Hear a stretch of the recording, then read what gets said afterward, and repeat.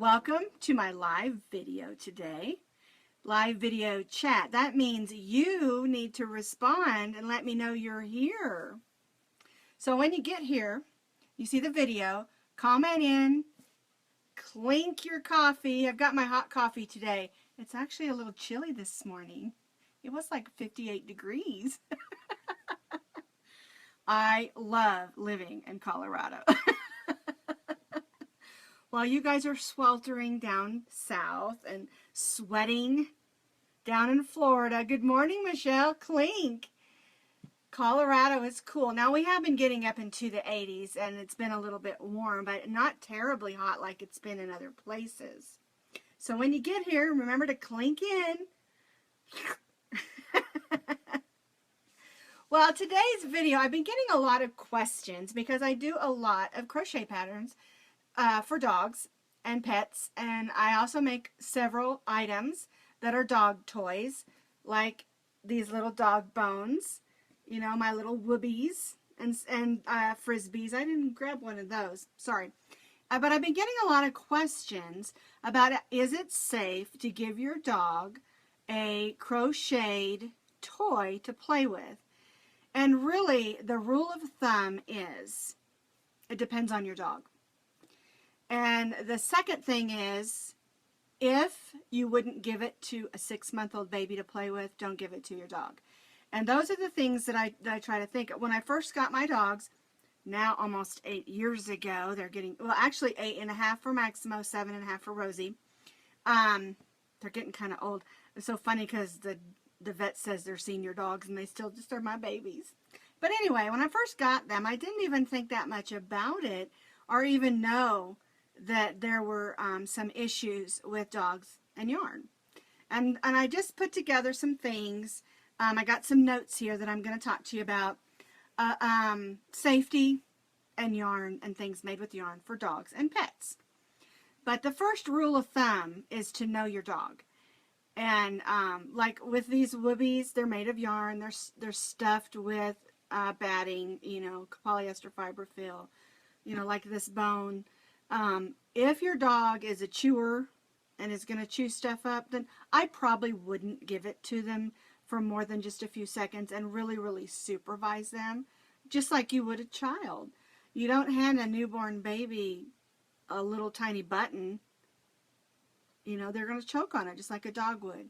And you don't give a little tiny baby something you're not sure about and leave them. So it's make sure that you supervise until you're comfortable with it.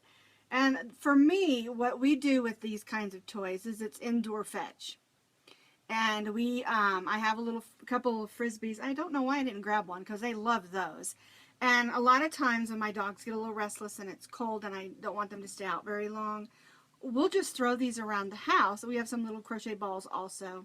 And we'll just throw them around the house. They'll run, go get them and bring them back, and they get a little bit of exercise. So let me talk to you a little bit about my notes of what I wrote down. Number one, I put never ever make them toys that have buttons, snaps, or beads, or little patches or things that they can tear off. We have to remember with dogs, and just like babies, everything goes in the mouth. And the difference is a baby's not trying to eat it and tear it apart. They're just playing with it and putting it in their mouth because that's how they explore the world. And puppies do the same thing, and dogs, but their goal is to rip that thing apart. And if they accidentally swallow a bead or a button or even a loose string, a little patch that's on there, they can choke on that. And we don't want our puppies to be choking. And also, when you're making toys, make sure that you stitch nice and tight. You know, even if you notice on this one, it's all single crochet. It's nice and tight, you know, because they do have little toenails and teeth that get caught in things. And I have had to rescue my dog having a toenail caught in a piece of yarn. That was on a blanket, though. That was my fault. So anyway, that's one thing to remember. Another thing that I am totally against 100% are squeakers in dog toys. And what I'm not talking about the plastic ones that you grab and they squeak. What I'm talking about are these little tiny They're usually like a little circle about this big. And I used to put them, when I made the dog whoobies for people, I used to put them in there because the dogs like to make them squeak, and they bite on them and they squeak, and they're lots of fun. But what I discovered is with my mom's, she used to have this dachshund, and this squeaker got caught. She swallowed the squeaker because they're about the size, they'll fit right down your dog's throat. And they also make them in like a little cylinder also, I believe. But they're really small, and they got caught down in her intestines. And eventually we had to put her down. And so I am totally against those kind of squeakers. I know you can go to any PetSmart, pet store, Dollar Tree, Walmart, Target, whatever stores out there, and find those. Oh, good morning, Quay Pay. I didn't see you pop in. Clink. Glad you're here. But anyway, you can go and get any of those squeakers anywhere. I mean, and the animals with the squeakers in them, the toys. And I'm just totally against them because they are very dangerous. Because they can get caught in their throats, and a lot of times they go on through down into their stomach. And like in the case of my mom's dachshund, it got caught in her intestines. And those are things that can actually kill your dog. And so I'm totally against them. If you have a big dog, you know, like a Labrador or something around those sizes, you know, 50 to 100 pounds, that's probably not an issue. What I'm talking about are dogs that are about 30 pounds and under that have the smaller trachea throat part. They can get caught right in their throats. And then if they do get them down, they can get caught in their stomach and in their intestines. And so that's really scary. Good morning, Dawn from Canada. Awesome. Clink in with your coffee. Clink. I'm not drinking my coffee because I made it about 20 minutes ago, and it's at that lukewarm stage. I like my coffee either really hot or ice cold. There's no in between for me. But anyway, that's the second thing about yarn and toys with dogs. Another thing is that a lot of people will take the yarn and they'll tie in knots and then play tug of war. And the thing about that is that's probably fine for a bigger dog. That's probably fine for a bigger dog. But if you have a small dog, and I'm talking, you know, 40, 30 pounds and under, it's not a good idea to give them strings that are all tied together because and make those pull toys. If I'm going to make a pull toy, I'm going to crochet it on a tight band. I usually put it on a little ball. I do have a pattern for that. I can't believe I didn't grab that one either. But anyway, that's the kind of pull toy I do with my dogs. The reason you don't want to do those strings, because, you know, a string, even this long, a dog can swallow it. It can go down into their stomach and also get caught into their intestines. And this has also happened with bigger dogs. When you go into the store and you see those braided ropes, and they're a lot of fun. I mean, tug of war with your dog is just great fun. But you've seen, if you've ever watched that Dr. Pull, he's got one on there where a big dog, I can't remember what kind of dog it was, got one of those strings from those pull toys all caught up inside his intestines. And then they had to put the dog to sleep because there was nothing that they could do. The dog was going to, basically the string was strangling his intestines, sort of thing. I do like Dr. Pull. I don't know if you'll watch that. I think it's on National Geographic or something. I can't remember. It is a really fun show to watch. But that's why you don't really want to give them loose strings. And that's why it's real important when you're making the whoobies and the dog bones and some of the others, make sure you weave in those ends nice and tight. And I always like tie a knot when I'm doing the dog stuff. And I'll put the needle through the stuffing and come out the other end and then make another knot. Hi, Elizabeth. Clink, she made it in. Well, we're talking about safety with dogs. And we already talked about never use buttons or snaps or beads on dog toys. And rarely do I put them on their clothes. And then next thing we're talking about is the squeakers and the dog toys. The other thing we talked about is the loose string. And the last thing I want to talk to you about is yarn itself.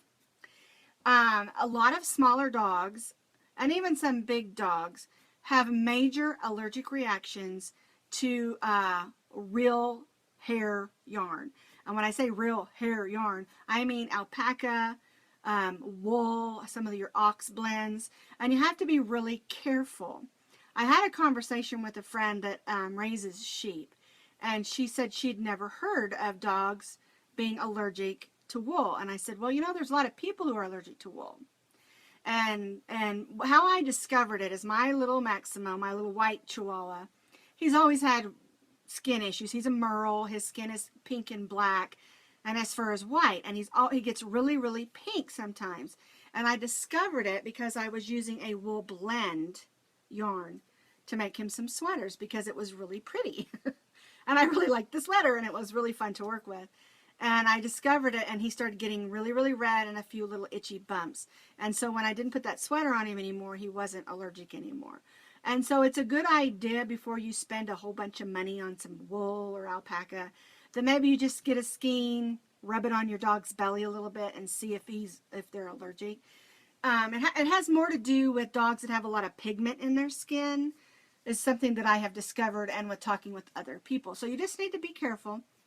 The truth of the matter is, to me, I almost always use acrylic, because acrylic washes nicely. You can put it on gentle in your wash machine, flop it on your dryer, and it can dry. A lot of times I hang them out back on my deck, and so I can get some air, some fresh air. But acrylic is great because it's durable, it holds its shape.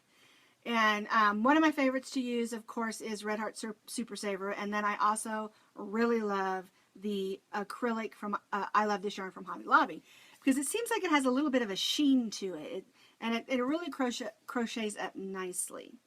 So those are just the 4 things I wanted to mention. Be careful of buttons and bows and things they can chew on their toys.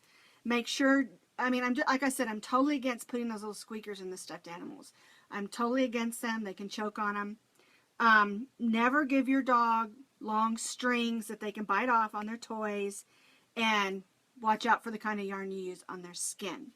So that's what I want to talk to you about as far as yarn safety with your pets. And of course, when you're giving them a new toy, watch them, see what they're going to do, because, you know, my Maximo, he'll drag this over and lay on it. Rosie will tear the daylights out of it. So it just depends on the dog. So every dog is different. And also remember, if you wouldn't give it to a 6-month baby, don't give it to your dog.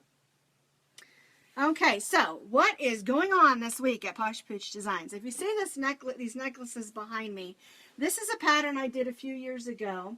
This purple one has the 3 rings, and I did that one a long time ago. And then I did the 4 ring on this one that's black and white. It's really, really easy. I did the video yesterday. And then I did one with these colors, primary colors. It's real pretty. One lady got in my face and said I'm not allowed to do Olympic rings colors. And I said, well, it does look like the Olympic rings. I said, but it's not an official Olympic item. It's just a remake from a pattern that I had already done. And the fun thing about that pattern is you can add 1 ring to as many rings as you want. And the package that I bought, those are 1-inch metal steel rings. You can use plastic, you can use anything, and they're 1 inch. You can make big rings, little rings. Really super fun and easy pattern. That we did yesterday. And then this week we're going to be doing a couple of fun things. This one is the next one that we're going to do. And I did ask people online which one they wanted to do. Did they want to do the Sock Monkey water bottle cozy?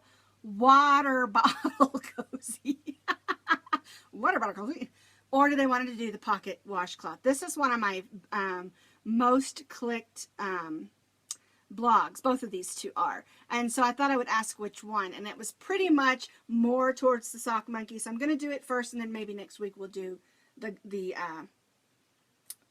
washcloth with a pocket. It's a really nice tight crochet, and it's got a little bit of texture, so it makes a good washcloth. You can add the scrubby yarn to the pocket or not, and if you want to scrub with it, you just turn it this way and scrub. Really cool little pattern.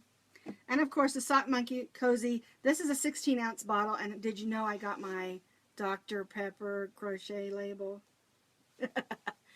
They're hard to come by. They're very hard to come by. Okay, so that's what's happening this week. Something else fun we're going to do, as we've been working on these, and these totally crack me up. I have to show you. Bath puppets. Woo-hoo-hoo. Here's a puppy. Here's a teddy bear. This one's my favorite, actually. Bunny. Oh, his ears are flopping over. And I did a kitty cat, but I don't like his ears, so I'm going to change the ears. They're too tall, I think. He looks more like a pig, so I'm going to shorten his ears a little bit. So that she, because she's a pink kitty, looks like a kitty. And I thought these would be a lot of fun. And I got a really fun video I'm going to make with them.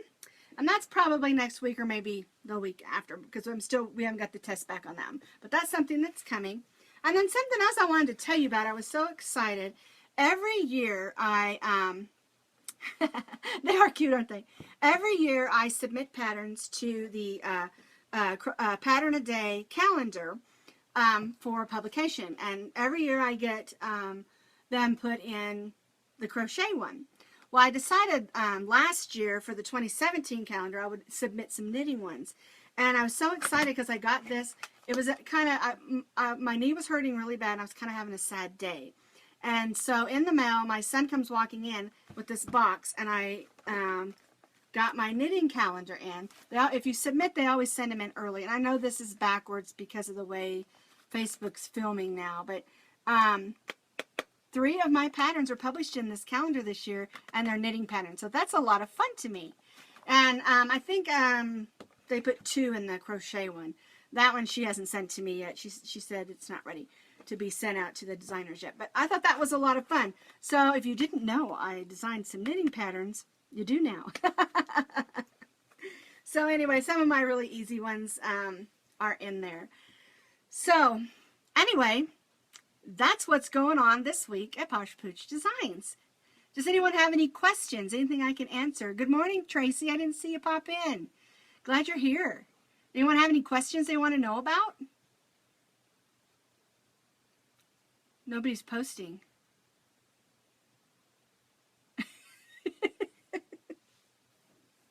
Well, do me a big old favor.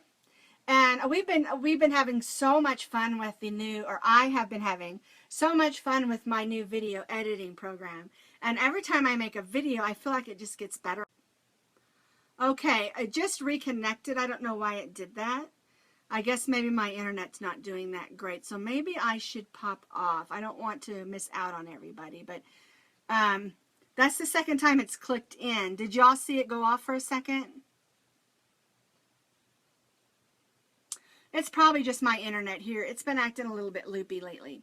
So anyway, do me a favor. Pop over to my, Pop over to my YouTube channel. View a few videos. Remember, some of my early ones were when we were just learning. It's fine now. Oh, good. Yeah. I don't know what's been going on with our internet lately, but it sure has been acting silly. But anyway, pop on over to my YouTube channel. Check out some of my videos. Be kind. And give me some thumbs up. You know, like I've said over and over, there's no learning curve on YouTube. And some of my earliest videos, I look at them now and I think, what was she doing? And it was me. So we have learned so much, and we're having so much fun.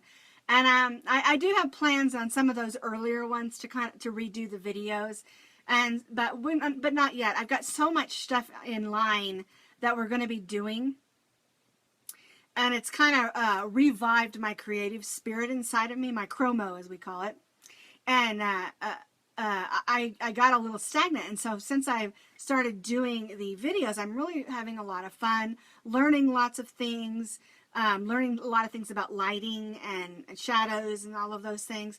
And so, yeah, some of them have some shadows that we're working on. Some of them at the beginning were a little bit blurry because we didn't understand, you know, a lot of the ways of doing it. And but just remember this. I say this over and over again. If you're looking for a YouTube channel like everybody else's, mine is not it. Because I want mine to be different, and I want it to be fun and informative and silly, but yet lots of good information and just different. We like to have fun. I like to have fun, and I like to laugh, and so that's what I want my YouTube channel to be all about. That's what I want my Facebook channel to be all about, and my business. So I'm gonna click out because I keep getting blips over here. I don't know if you guys are seeing them, and I'm afraid it's gonna pop off because my internet's being silly. So I just want to thank you for watching my live video chat today, and I hope some of these hints about how to be safe. Right, boring is not fun, Tracy. I like to be fun. I don't like to be boring. But anyway, I know I say that all the time, but anyway. I hope some of these hints with working with dog items and dog crochet help you with being safe. And the bottom line really is just watch your dog. So, as my granddaughter says, stay crafty, my friends. Oh, have a wonderful day. And thanks for watching my video.